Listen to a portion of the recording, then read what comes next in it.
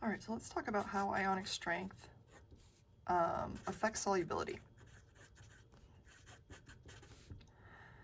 I'm looking at the verb affect, which is it's a verb, affect solubility.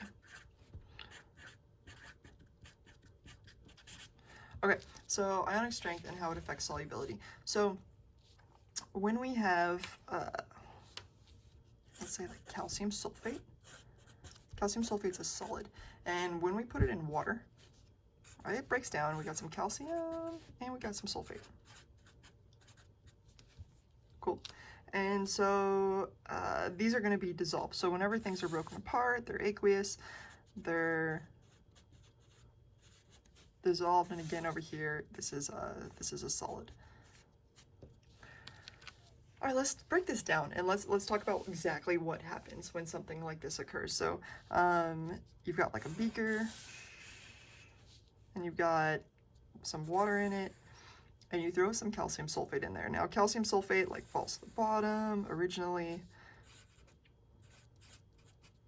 or maybe it's just kind of sporadically hanging out in solution, but either way, it's stuck together. When it's a solid, that means calcium and sulfate are like stuck together and hanging out with each other. Remember, they're an ionic compound, so this has like a 2+ charge and this has a 2- charge, so they're attracted to each other. They want to hang out with each other. But then you put them in water, and water's, you know, got some attractive qualities about it.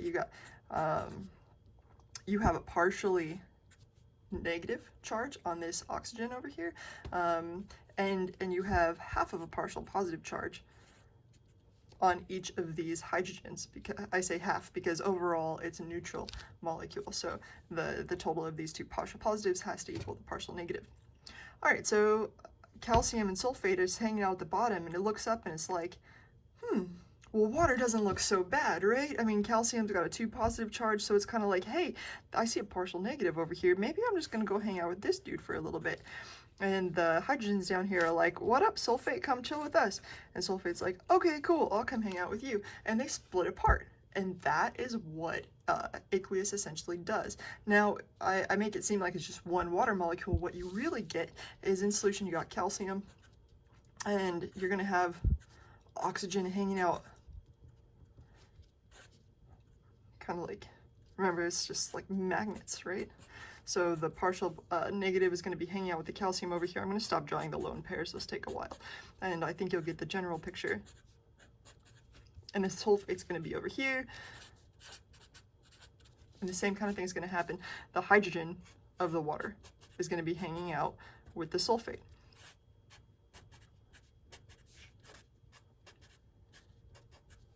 Because the hydrogen, again, is partially positive charged.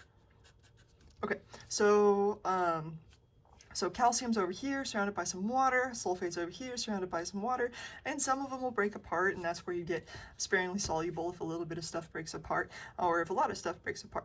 All right, and this gives us a KSP, right, of Ca2+ and SO4 2 negative, and the amount of concentration of stuff that's broken apart of calcium times the amount of concentration of stuff that's broken apart of sulfate will give us our KSP.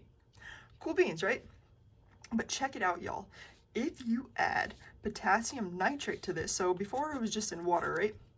If you add potassium nitrate to this, the concentrations of calcium and sulfate go up, but the KSP doesn't change. So let me walk you through how the heck that happens.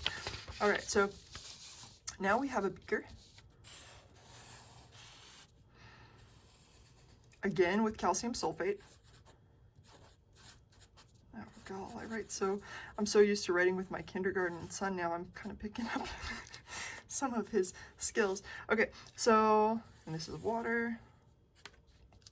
And, but now instead of just plain water, let's go ahead and throw some potassium or something really highly soluble, like potassium nitrate. So we got some K+ and some NO3-, and they're doing their own thing. They're broken apart in water because water's surrounding them too. All right, so you throw calcium sulfate in there, and again, calcium's 2+, and sulfate is a 2 negative. And what happens is we still have water in there, but now calcium is like, whoa, what up nitrate? You're looking almost better than water. And sulfate's like, hey, what's up potassium? And hangs out over here. And what you end up getting is actually something that's more like this. You hit a calcium, and we get a bunch of nitrate. You still have the oxygen from the water in there, which is also the hydrogen's hanging out with the nitrate, and they're just all making this little web. Oops, H. So water's still hanging out, but now nitrate's surrounding this calcium too. And what you end up getting is this whole atmosphere around the calcium that we actually call the Ionic Atmosphere, because we're not very original in naming. And that Ionic atmosphere actually now has a partially negative charge to it. So anytime you surround a cation, you're going to have an ionic or an anionic atmosphere. And then the nitrate, so the nitrate's hanging out. And then over here, the sulfate, sorry, is what I meant to say, is going to be over here. And what happens is potassium comes over here, the K+, you get a K+, and then you still again have the water H.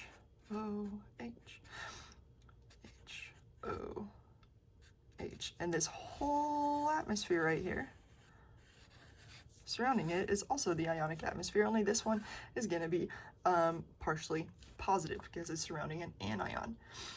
All right.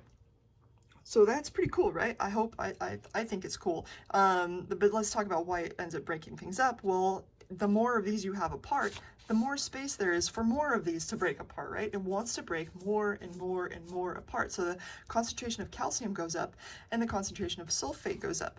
Again, I told you the KSP didn't change. How the heck? Remember, KSP we were talking about is Ca2 plus SO4 2 minus.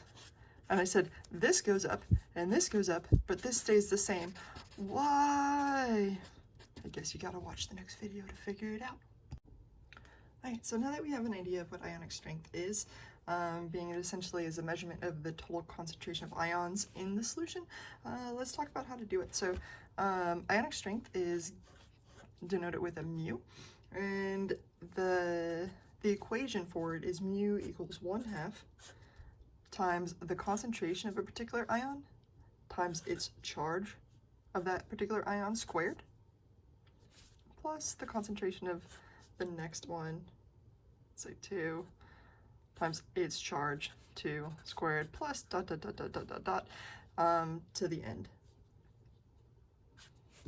In other words, you just sum up all of these and you divide by 2, or you take a half of it. Let's do some examples to make sure that we're comfortable with it. So let's say I ask you for the ionic strength of 0.10 mole per liter. Sorry, I probably should put big M so you get used to it, but I like writing mole per liter because it helps me think about what it is. 0.10 mole per liter of like sodium nitrate. Okay, so sodium nitrate would break down into Na plus and NO3 minus. We have to know this. If we don't know this, then we need to go back to nomenclatures and understanding how precipitation works in the first place. All right, so let's find our mu. Our mu is going to be equal, again, to 1/2 times the sum of all this stuff. So in this particular case, we have, and what I really suggest you guys do is write it out before you do this equation, because this equation can get so confusing for some reason, it's easy to mess up. So your concentration of this ion is 0.10, and your concentration of this ion is also 0.10. So let's first start with the sodium, and then we'll do the nitrate. So the sodium ion, we take its charge, or its concentration, excuse me, which is 0.10, times its charge squared. The square is because we don't care if it's positive or negative. So its charge is +1 squared, plus the next one, the nitrate. 0.10 was its concentration times its charge squared, -1 squared. And we've covered everything in there. Now, when you add these two up and divide by 2, you should get an answer of 0.10 mole per liter.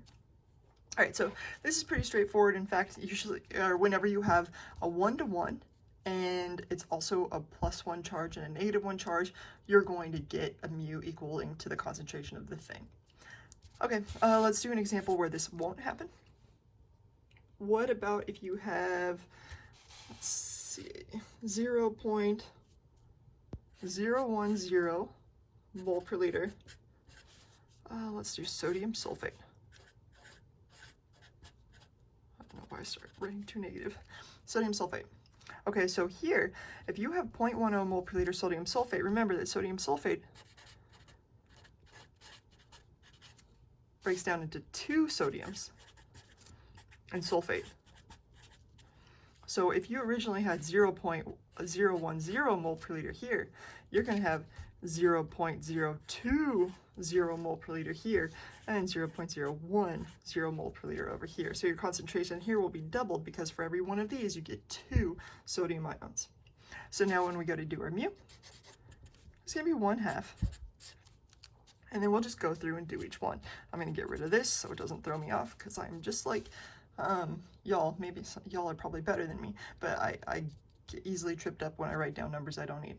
Okay, so here we're going to take our concentration, 0.020 mole per liter, and we'll multiply that by its charge squared, which again is +1 squared.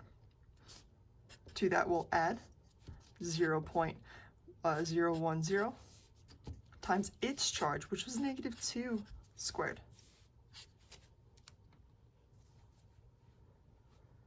Once we've done this, when you go to calculate it out, you end up with an answer of 0.030 mole per liter, or 0.030 big M. And that's going to be the ionic strength of a solution if you have this in there. All right, let's do one more example.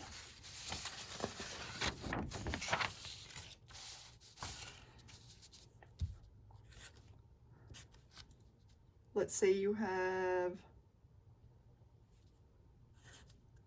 0.020 mole per liter of potassium bromide.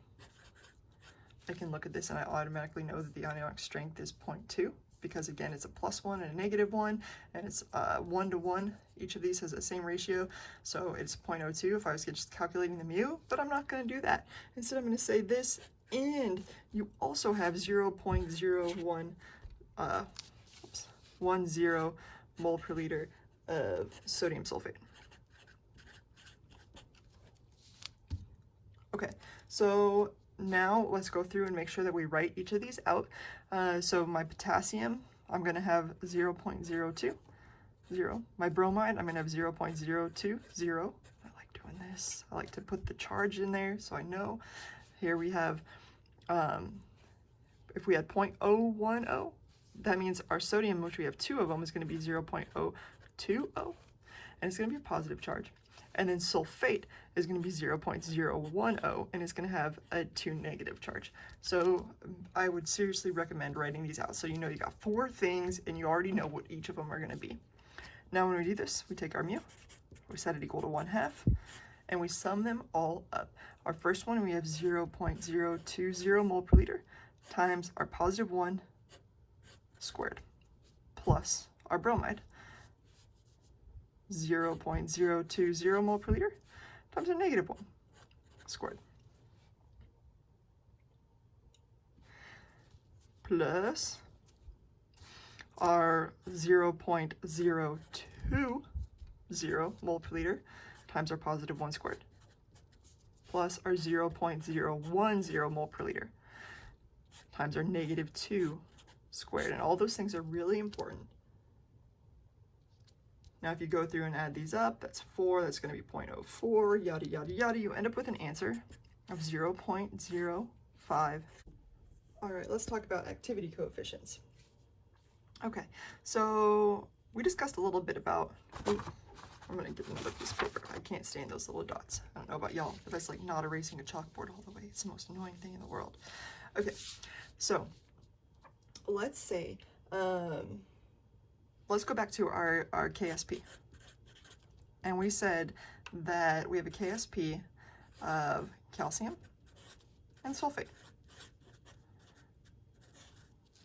And that's generally true.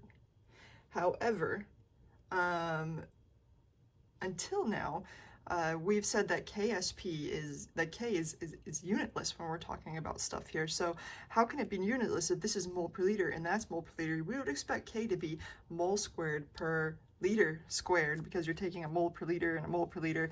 Anyways, I won't go into the math because that's completely pointless, but what we really know is that this is actually unitless. It's a unitless constant, which describes how soluble a particular thing is. And how we make it unitless is we don't use concentrations, we actually use the activities. KSP actually equals the activity of calcium, and that's supposed to be like a really fancy A, times the activity of sulfate, where the activity does include the concentration.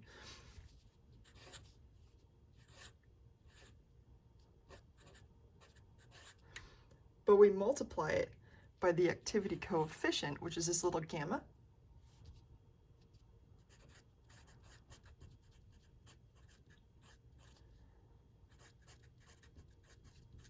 And that's going to be the activity coefficient of calcium. And here we have sulfate. And we multiply it by its activity coefficient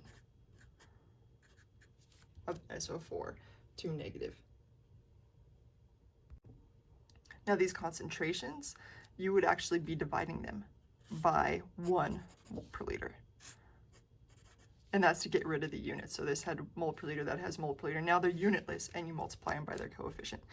All right, let's try to figure out what activity means, given what we know now about the solubility when you have an increased ionic strength. Okay, so remember I said that KSP didn't change, but the activity was actually what we were originally looking at. So if we got Ca2 plus times this gamma plus SO4 to negative times the gamma of SO4 to negative. Okay, so when we were talking about in the very last one, the ionic strength and how it affects solubility, we said, hey, this goes up and that goes up too. Now, in a KSP where there's no salt added, there's no change to the activity, what happens is that these two numbers, I should say, are 1. So the concentration of calcium times the concentration of sulfate equals KSP. But now it's no longer 1.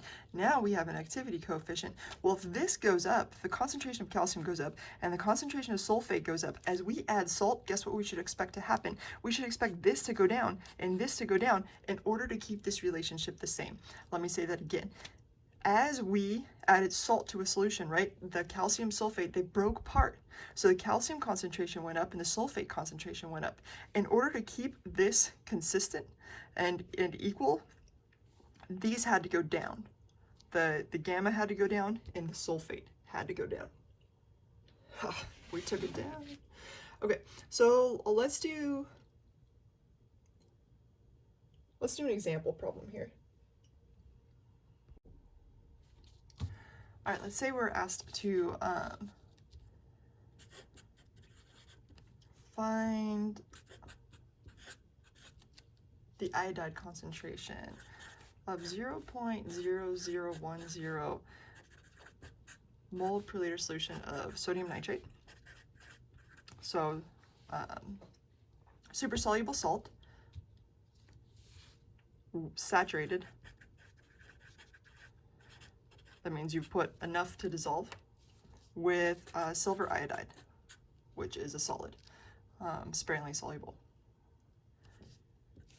You are given that the KSP is equal to 8.3 times 10 to the negative 17. Okay, so right now we know that KSP is going to be equal to, remember that this AGI will break it up into AG plus and I minus, and so this is ultimately what we're looking for. So it's going to be equal to the Ag plus concentration divided by 1 mole per liter to make it unitless, times the gamma of Ag. And we multiply that times the I minus times the gamma of I minus. Okay, but how do we get the gamma? Ah, I'm glad you asked. Gamma is going to come from a table. I won't make you calculate it, though there is a way to calculate it in your book. I really don't care if you memorize that, because ultimately you're going to be looking that up one day if you ever need it. Okay, so these are going to come from the ionic strength of the solution. How do we calculate ionic strength? Oh yeah, we're talking about silver nitrate. Now, even though I told you how to really quickly do it, and I can tell you right now the mu for this, the ionic strength, is going to be 0.001, just looking at it, because this is a 1-to-1, this is a +1, -1. Let's go through and do it again just to remember. Our mu for this solution is going to be equal 1/2 times the concentration of silver, which is 0.001, 0.001. I'm sorry, I didn't write the extra sig fig there. Times its charge, which is +1 squared, plus the concentration of the nitrate times its charge, which is -1 squared. You add those two up, you divide by 2, and you get a total of 0.0010 mole per liter. Now, we don't just do this for fun. We do this because it will give us a lot of information. So now we can go over to the table, which, let's see, is in your book, page 1. Actually, I don't know if it's page 166. The publisher didn't give me a new edition. I don't have the pretty one you guys might have. But it's in every homework problem that you have. All right, so let's remember what we're talking about. We are talking about silver iodide, and we have an ionic strength of 0.001. So when we go over here, again, we're looking for, let's see, where is it at? Silver and iodide, we're looking for the gammas of each of those at an ionic strength of 0.001. So we go over here, we're like, okay, ionic strength of 0.001. Our silver is right here, and it's 0.964. Our iodide actually happens to be the same at 0.001. It's 0.964. So we use that table to tell us our gamma. Now, it should make sense that the gamma is going to be less than 1, and we talked about why. We knew that we'd have increasing concentrations with an increasing ionic strength, so our gamma had to be lower. All right, so now we can just use this equation down here and fill everything in. We got our KSP is equal to our silver concentration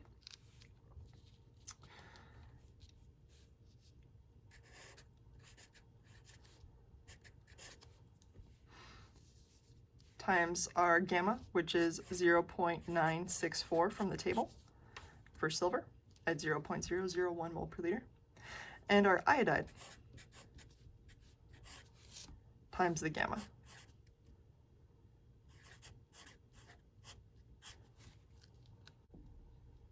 Because this is a sparingly soluble thing, our AgI, when it breaks apart into Ag plus and I minus, this is going to be really low. So, in other words, very small. So our concentration of silver and our concentration of iodide is going to be very small because this is sparingly soluble. So this silver from this AgNO3 is actually going to be dramatically higher. If that weren't the case, you'd be able to say that these were equivalent. You'd be able to say that these were equivalent, and you'd still be able to figure it out. But in this case, again, these are super small. So, so our silver is actually going to be this right here because it is so much bigger, and the one that it'll end up from the calculation here is going to be negligible. So our KSP is really equal to, we fill this in, 0.0010 mole per liter times our 0.964 times our I minus concentration, which is what we're solving for, times 0.964. And that whole thing is equal to the KSP, which was given to you, 8.3 times 10 to the negative 17. If you take that 8.3 times 10 to the negative 17, you divide it by 0.001, you divide it by 0.964, you divide it by 0.964 again, you get an answer of I minus equaling again, a very small number, 8.9, and so that should tell you that it makes sense, times 10 to the negative 14. And that would be your answer. Yay!